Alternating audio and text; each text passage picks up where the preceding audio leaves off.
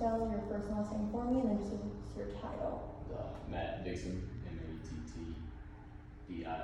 I'm a firefighter at EMT. Okay. And I'll just stand over here, and you can just do a label kind of. Pretend the camera's not here.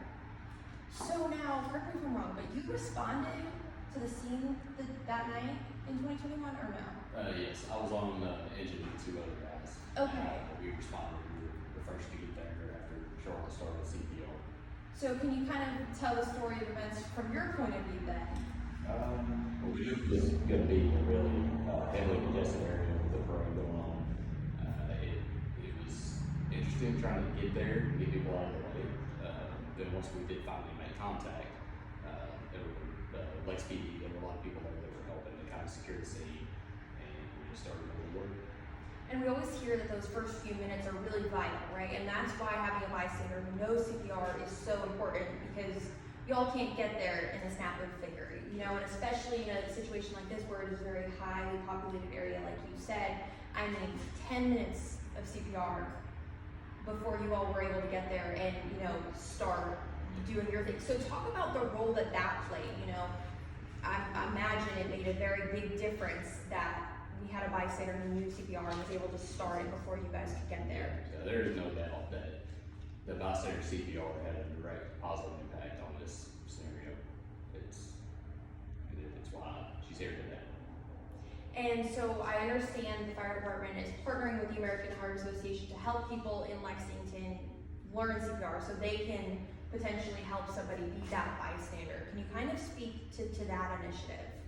During the month of June, we teamed up with the AHA and we were teaching hands-on CPR at all of our stations here in Lexington, Fayette County. It's 24 stations total. If anybody has any questions about how to get involved with that or how to participate, you can call our Community Services Bureau and they can get you in touch with them. You can get in touch with them.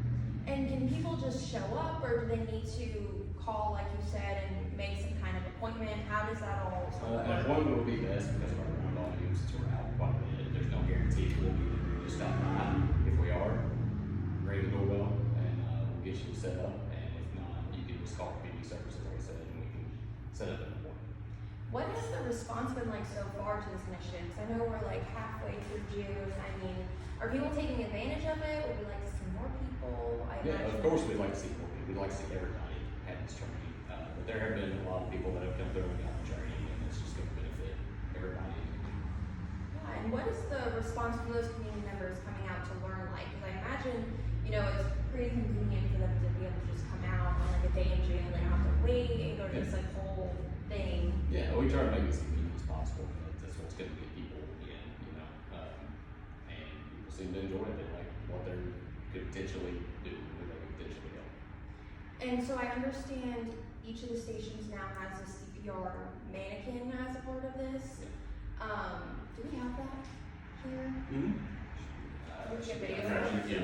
Should be Okay. out front. We don't need to like right this second, but it's No, nice to yeah. get some video of It it. should be out front unless the majors grab it for some reason. Okay. I'm trying to think if there's anything else on your own side of things. Is there anything else you want to say that you feel like we might have missed? Yeah, that was the main thing, just touch on the Yeah. early CPR, early defibrillation. That's the key driver into positive outcomes. Absolutely. Okay, thank you. And then